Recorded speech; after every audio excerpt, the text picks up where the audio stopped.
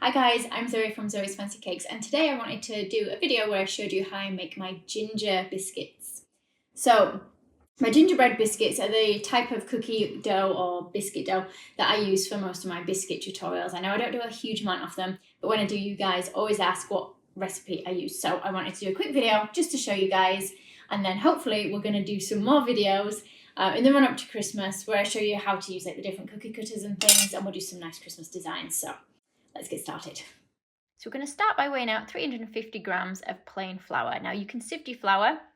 I can't find my sieve, so it's unsieved this time, guys.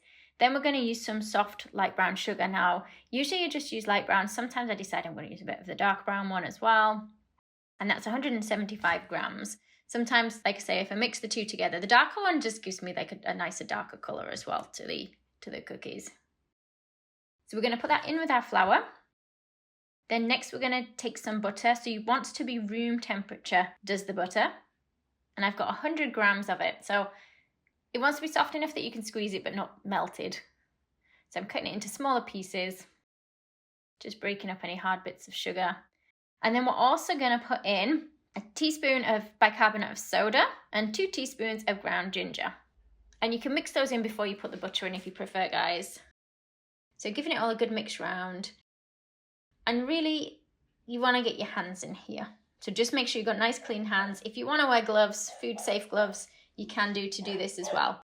So I'm kneading it in with my fingers. So I'm rubbing the butter between your fingers and trying to sort of rub the flour and things into that. And you're going to do this until it becomes much finer, more like a kind of breadcrumb. And I have to admit, I don't like doing this bit because I hate getting my fingers dirty. In a separate bowl, you're going to have 4 tablespoons of golden syrup.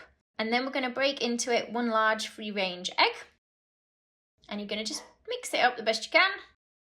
I apologise, my dog is barking in the background. So once that's combined, you can put it in with your flour and sugar mix. And we're going to give that a good mix together. Again, I'm starting with my spatula, but I end up having to just get my hands in there to combine it all properly. Squeezing it together. So press it together to create a dough. If the dough is very sticky, you can sprinkle a tiny bit more flour on it. Just don't put too much on that it becomes really dry. Mine feels okay, that I'm not going to add any extra flour to it. So once you've got it all combined into a nice ball, we can wrap it in cling film and we can put that in the fridge for about 30 minutes.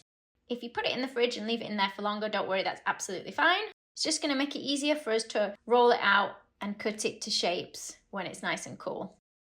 So once it's chilled, I'm going to take it out the fridge and I'm just going to cut it into smaller pieces just to work with it. I've put a little bit of flour on my work surface. Now, if you've got a non-stick mat, you don't have to put flour down, but because I'm doing it straight onto my work surface, I am putting some flour down. Now, the thickness you roll it to really is up to you. It depends how thick you like your cookies to be. I actually like them really thin and crispy. And you can use an assortment of different cutters then to cut out some shapes. So I've got some snowflake ones. These are slightly different sizes, so that there's not much difference in the 2 snowflake ones, so it's not an obvious difference. I've actually got a feather one, which I might use in a future video. So I've cut some out a little bit thicker, and then I'm also going to cut some out a bit thinner so that you guys can see the difference. Usually the thicker you have it, the more they tend to spread in the oven. Now, ginger biscuits don't spread a lot anyway, but if I roll them even thinner, then they're less likely to spread.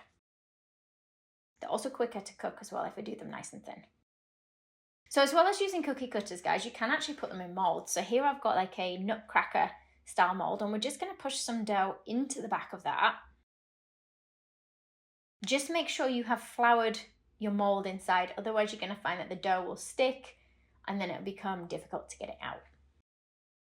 So I'm giving it a good press down in there, just pulling it away from the edges.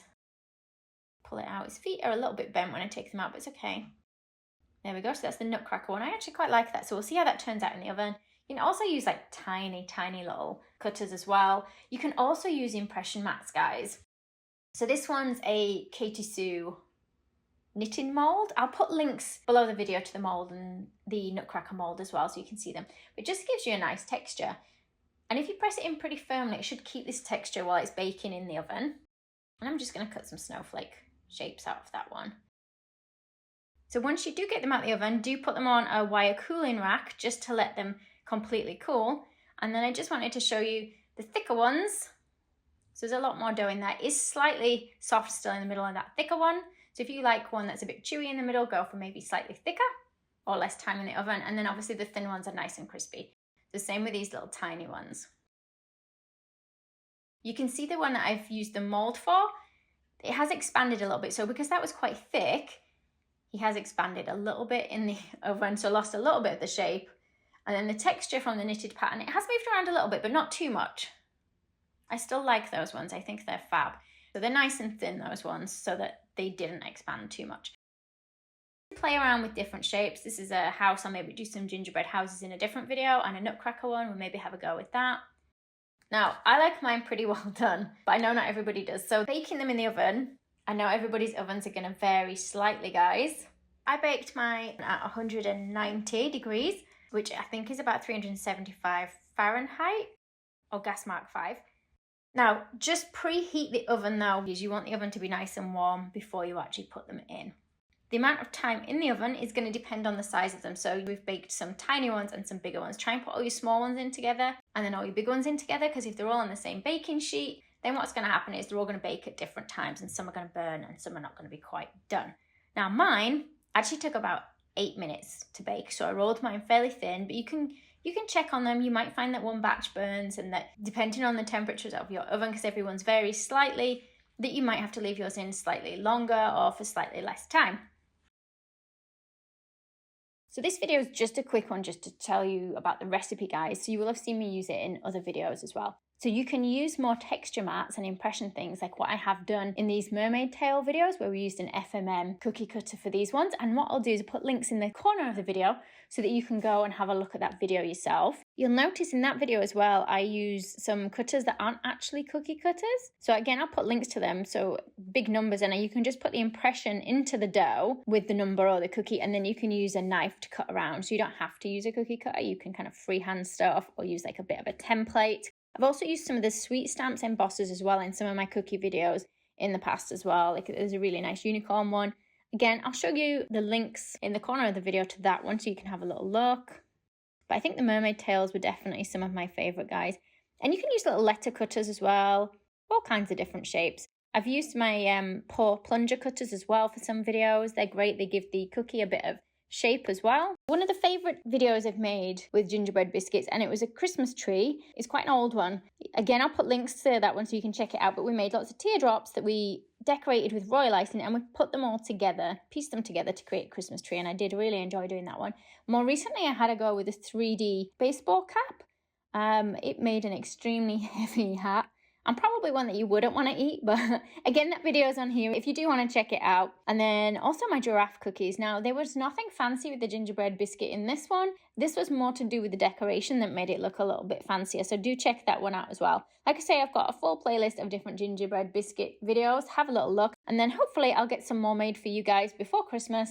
But I hope this video was useful for you, and I'd love to see your creations. Thanks for watching.